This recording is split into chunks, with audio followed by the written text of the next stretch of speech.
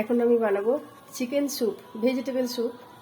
তার জন্য আমি নিয়েছি অল্প চিকেন আছে, দুটো মাশরুম আছে, একটু গাজর আছে, বিনস আছে, পেঁয়াজ আছে অল্প একটুখানি, আর দিয়েছি রসুন পাতা আর বেবি কর্ন আছে।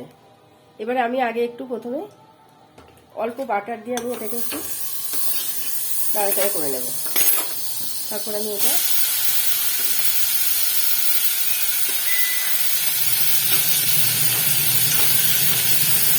আমি বেশি ভাজবো না,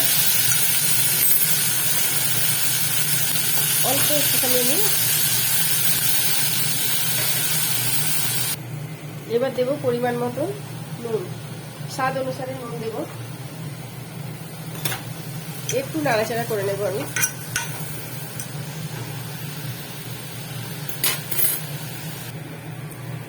আর দেবো একটু গোলমরিচের পাউডার।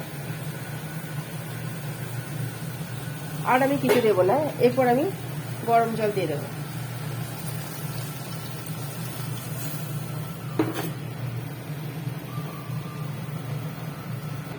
আমি একটা ছোট নুডলস দিয়ে দেবো এর মধ্যে। এটা আপনারা চাইলে নাও দিতে পারেন। ব্যাস, এবার আমি 3টে সিটি দিয়ে নেব। স্যুপটা সিদ্ধ হয়ে গেছে।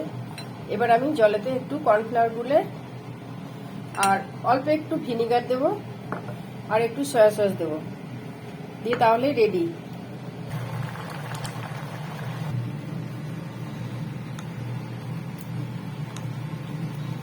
এইভাবে বানালে কিন্তু দারুণ টেস্টি হবে খেতে এটা।